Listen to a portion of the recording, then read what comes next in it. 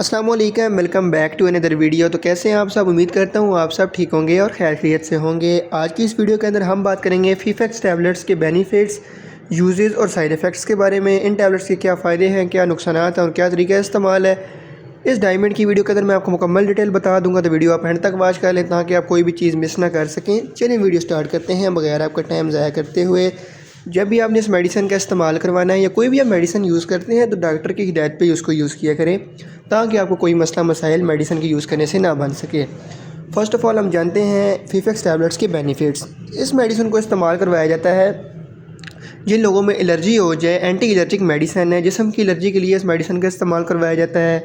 Secondly, आपके नाक से अगर पानी बहता है तो आप इसका इस्तेमाल करवा सकते हैं। छींकें आना, नाक से पानी बहना, नाक कान से पानी बहना, छींकें आना, नज़ले ज़ुकाम के लिए इस मेडिसिन का इस्तेमाल बहुत ही मुफीद है। उसके बाद जिस्म के ऊपर किसी किस्म की एलर्जी हो जाए, ख़ारिश हो जाए, आपको खुजली होती है तो उस मसले के लिए भी इस मेडिसिन का इस्तेमाल करवाया जाता है।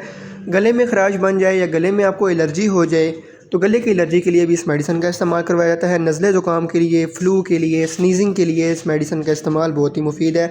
अक्सर लोगों को जिस्म के ऊपर रंडस बन जाती है, बाजुओं के ऊपर, कोहनियों के ऊपर, तो इस मसले को भी ट्रीट करने के लिए इस मेडिसिन का इस्तेमाल बहुत ही मुफीद है। बेसिकली एक एंटी एलर्जिक मेडिसिन है। जहाँ तक इस मेडिसिन के तरीके इस्तेमाल और उस मेडिसिन से होने वाले नुकसान की बात की जाए, वो बताने से पहले आपसे रिक्वेस्ट है कि प्लीज़ यार चैनल को सब्सक्राइब कर दें ताकि मेरी आने वाली हर वीडियो आप तक ईज़िली पहुँच सके।